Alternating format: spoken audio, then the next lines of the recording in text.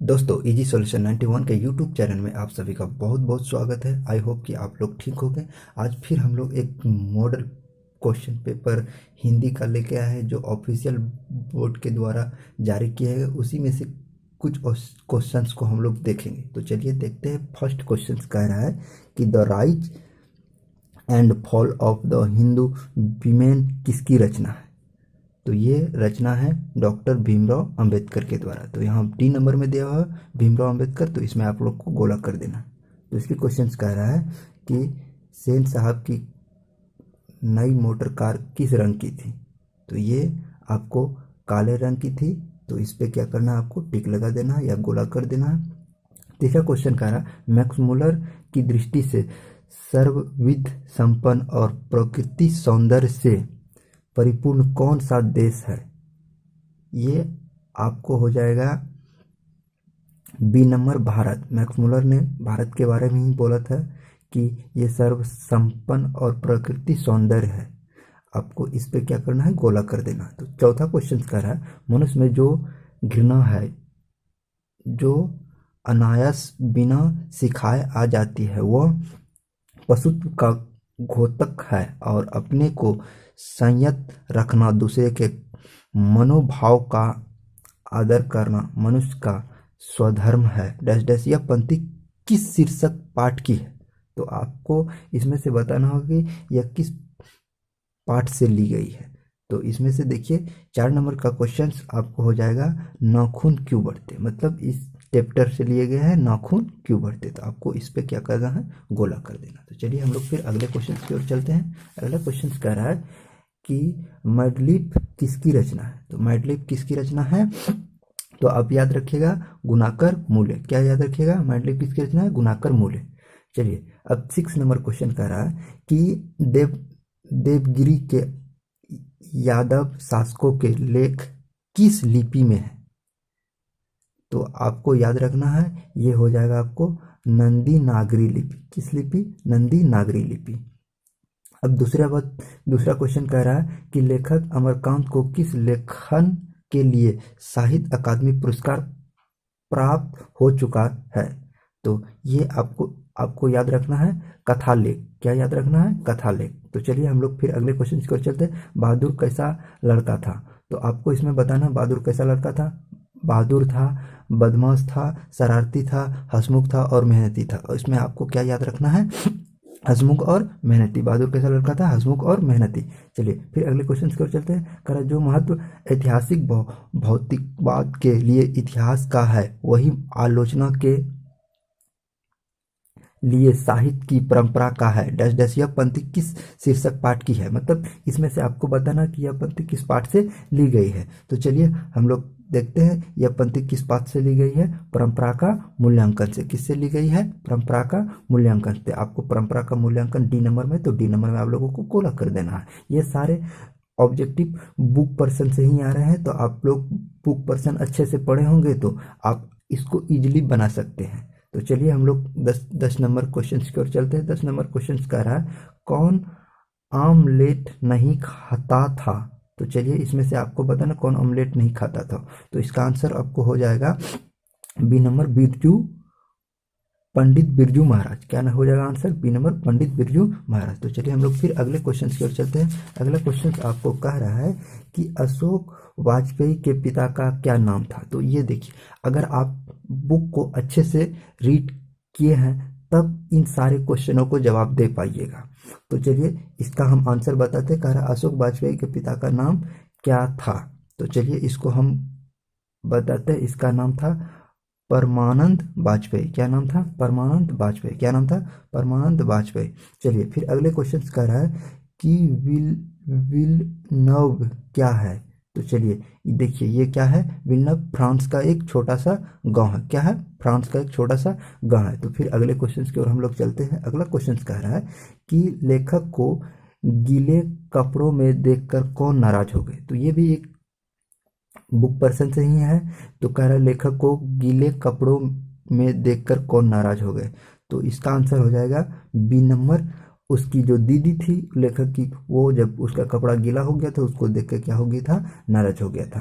तो चलिए फिर हम लोग अगले क्वेश्चन की ओर चलते हैं। अगला क्वेश्चन कह रहा है लेखक यतीन्द्र मिश्रा का जन्म कब हुआ था। तो देखिए, अगर आप अच्छे से बुक को रीड किए हैं तो तब आपको पता चलेगा ये लेखक का जन्म से संबंधित है। तो आपको याद रखना होगा क्या क्वेश्चन कहा, लेखक यतीन्द्र मिश्र का जन्म कब हुआ था। चलिए इसका ऑप्शन हो जाएगा आपको सी नंबर 1977 ईस्वी में। क्या हो जाएगा, सी नंबर 1977 ईस्वी में। चलिए कह रहा फिर अगला क्वेश्चन, जीवन के आरंभ दिनों में बिस्मिल्लाह खां को संगीत के प्रति अस्तित्व कैसा हुआ। तो मतलब कि संगीत उसको जैसे जीवन उसकी प्राप्त ये शुरुआत हुई तो उसमें से किसके साथ वो शुरू किए थे ये संगीत गान बजान।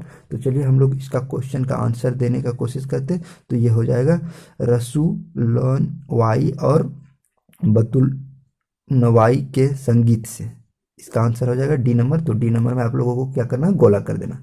तो अगला क्वेश्चन कह रहा है काशी किसकी पाठशाला है। काशी किसकी पाठशाला है। देखिए ये संस्कृति की पाठशाला, क्या है, संस्कृति की पाठशाला। फिर चलते हैं हम लोग अगले क्वेश्चन की ओर। अगला क्वेश्चन क्या कह रहा है, तो देखिए क्या कह रहा है कि राष्ट्रपिता महात्मा गांधी का जन्म कब हुआ था। तो ये भी संस्कृति और शिक्षा और संस्कृति चैप्टर से लिए गए हैं जिसमें महात्मा गांधी के जन्म के बारे में बताया गया। तो महात्मा गांधी का जन्म कब हुआ था, सी नंबर 1869 ईस्वी में। तो आपको सी नंबर में क्या करना है, गोला कर देना। उसके बाद क्वेश्चन कह रहा है गांधी जी को महात्मा किसने कहा था। ये देखिए ये क्वेश्चन इतिहास में भी है और आपका हिंदी में भी है। तो इनमें से आपको बताना है कि गांधी जी को जो महात्मा की उपाधि दी है सबसे पहले किसने बोला था। आपको हो जाएगा डी नंबर रविंद्रनाथ टैगोर। किसने बोला था उसको, गांधी जी को महात्मा रविंद्रनाथ टैगोर। चलिए फिर अगले क्वेश्चन की ओर हम लोग चलते हैं। अगला क्वेश्चन कह रहा है किसका विवादास्पद महाभारत पहले पहल प्रस्तुत किए जाने वाला था। ये भी चैप्टर से ही लिया गया है, चैप्टर के कहीं एक बीच के जो टॉपिक है उससे उठा कर दे दिया गया है। तो मतलब बुक के कोई एक चैप्टर के बीच का टॉपिक है उससे उठा के दे दिया गया है। तो चलिए हम लोग इसमें से देखते हैं। इसका आंसर हो जाएगा आपको ए नंबर पीटर ब्रक का। पीटर ब्रक का। तो एक नंबर में आपको क्या करना, गोला कर देना। तो अगला क्वेश्चन कह रहा है बिरजू महाराज सबसे बड़ा एग्जामिनर या जज किसे समझते थे। तो इसमें से आपको बताना है कि बिरजू महाराज जो सबसे बड़ा एग्जामिनर या जज किसको समझते थे। तो आपको इस पे से टिक लगाना होगा बी नंबर। वो अपनी अम्मा को क्या करते थे, एग्जामिनर, जैसे हमारे सर होते हैं उसको हम लोग क्या बोलते हैं, जो एग्जामिनर रहते तो वो उसी तरह से वो अपनी अम्मा को एग्जामिनर या जज समझते थे, निर्णय करने वाले। तो चलिए फिर अगले क्वेश्चन की ओर कहते हैं। कह रहा है कि दो का उच्चारण स्थान होगा। तो देखिए दो का उच्चारण स्थान, तो ये ग्रामर पर्सन से लिया गया है। तो ये ग्रामर पर्सन का सी नंबर हो जाएगा दंत। दो का उच्चारण स्थान क्या होता है, दंत, मतलब दांत। जैसे तो तवर्ग होता है, तवर्ग में ही दो आता है तो इसका उच्चारण स्थान क्या हो जाएगा, सी नंबर दंत।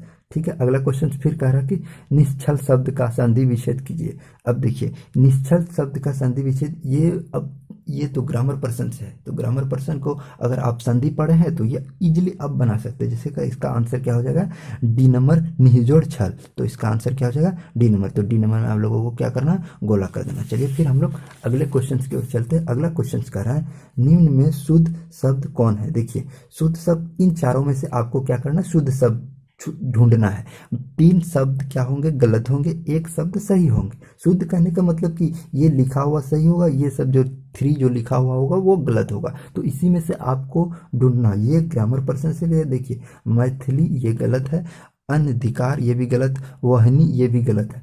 एक स्मरण सिर्फ ए नंबर जो है यही सही लिखा हुआ। तो इसीलिए इस क्वेश्चन का आंसर हो जाएगा आपको स्मरण, ए नंबर। तो ए नंबर में आप लोगों को क्या करना है, गोला कर देना। उसके बाद कह रहा है मई शब्द कौन सा संज्ञा है। देखिए इसमें से आपको कहा जा रहा है कि मई शब्द कौन सा संज्ञा है। देखिए मई एक मंथ का नाम है, इसीलिए ये जातिवाचक क्या है, व्यक्तिवाचक संज्ञा है। क्या है, व्यक्तिवाचक संज्ञा। मई एक महीने का नाम है तो इसीलिए ये क्या है, व्यक्तिवाचक संज्ञा है। कह रहा है कर्पूर शब्द है।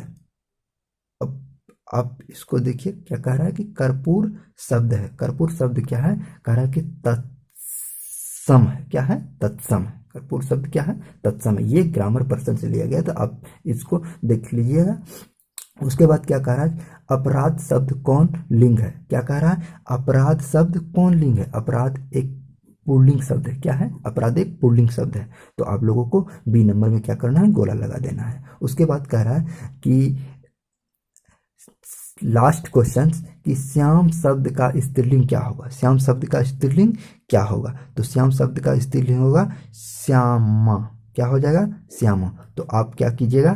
क्वेश्चन इसका डी ऑप्शन में क्या करना है? गोला कर देना है। अगर वीडियो अच्छा लगे तो हमारे चैनल को लाइक और सब्सक्राइब कीजिए। धन्यवाद।